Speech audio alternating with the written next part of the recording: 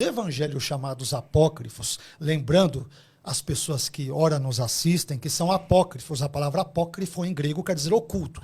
Ou seja, são evangelhos espúrios, que não são vistos como providos de autoridade, de canonicidade, não são palavra de Deus nem nada, mas têm uma importância histórica, enfim, cultural, né? Talvez até teológica, mas não são inspirados ou canônicos. No livro da infância do Salvador, tem um episódio em que um menino está preso numa torre, trancado numa torre, e existe uma fresta de uma janela muito, muito estreita que mal passa a luz ali. Jesus, então, estende a mão, pega a mão do menino e, de uma forma miraculosa, tira o menino e liberta ele a partir daquela fresta dessa torre. Então, por exemplo, é uma das coisas. Agora tem outra interessante. Um fariseu, ele pegou ali um pedaço de pau, ele queria matar Jesus. Por quê? Porque Jesus estava fazendo muito milagre quando era criança, tá? Tudo Jesus era criança, era menino, no máximo era adolescente, tá? Então, são narrativas da infância e da adolescência de Jesus. Então, o fariseu pega um pedaço de pau e quer matar Jesus, quer bater em Jesus, porque Jesus estava fazendo muitos milagres e as pessoas estavam começando a adorá-lo como Deus. E o fariseu ficou louco com isso, falou, não pode.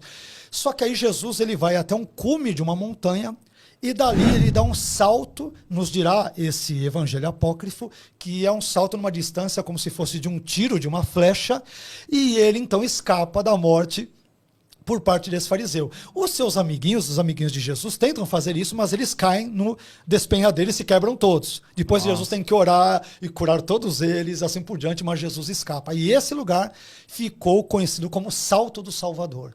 Isso num livro apócrifo, tá? Tem outra história que vai dizer que Jesus se deparou com um rapaz que estava semeando sementes de grão de bico no campo. E aí Jesus perguntou para ele, o que você está fazendo?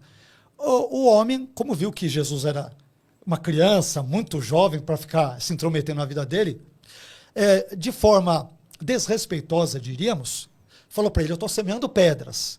E aí Jesus disse, então Jesus transforma aquelas sementes de grão de bico de fato em pedra, só de birra, porque aquele homem ali acabou desrespeitando, né? Tem outras histórias bem interessantes, onde Maria, por exemplo, está morrendo de calor no deserto, e como se José chegar lá e falou, filho, a mãe está morrendo de calor e tal, né? Vê se dá uma ajuda aí na gente.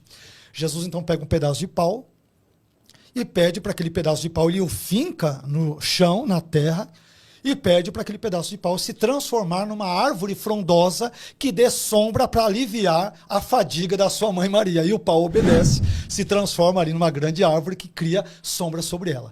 E resumindo aí, uma última história que eu deixei para o final de propósito, é no evangelho armênio da infância de Jesus, onde Jesus ele faz bullying com seus amiguinhos, né? E esse evangelho vai dizer que Jesus tinha um costume de fazer isso. Olha só, Jesus tinha um costume de fazer bullying com os amiguinhos. Ele pegou o cântaro deles, o balde deles na linguagem atual. Sim. Ele batia os baldes em pedras, em rochas, num poço, e ele jogava os baldes dos amiguinhos dele, né? Os amiguinhos dele começavam a chorar, porque eles estavam sem os cântaros, como que eles iam voltar para casa? Os seus pais iam dar bronca. Então, como Jesus viu eles chorando, tá bom, vocês estão chorando. Então, Jesus deu ordem para as águas do poço devolverem os baldes, os cântaros, e então a água do poço devolveu esses cântaros intactos. E aí os meninos, os coleguinhas, voltaram felizes para casa. Tem uma história que diz que alguém um dia chegou para José, o pai de Jesus, e falou, José, você não vai fazer nada? Jesus era um garoto, lembrando, ele era um garoto. Ele está pegando um monte de barro junto ao rio e está amassando esses barros e transformando-os em passarinhos de argila.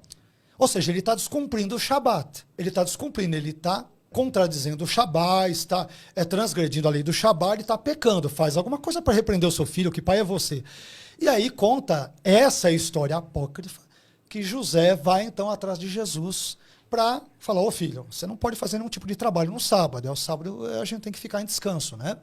Só que quando Jesus percebe o pai dele chegando para dar bronca, ele bate palmas e os passarinhos de argila adquirem vida, se transformam em passarinhos de verdade e voam. Então Jesus foge do flagrante, dá uma enganada no seu pai José e, portanto, não transgride o sábado. Ou seja, ele era bem espertão, aquela coisa toda. Então, esses tipos de histórias tem muitas outras interessantes. A fralda de Jesus cura, Né?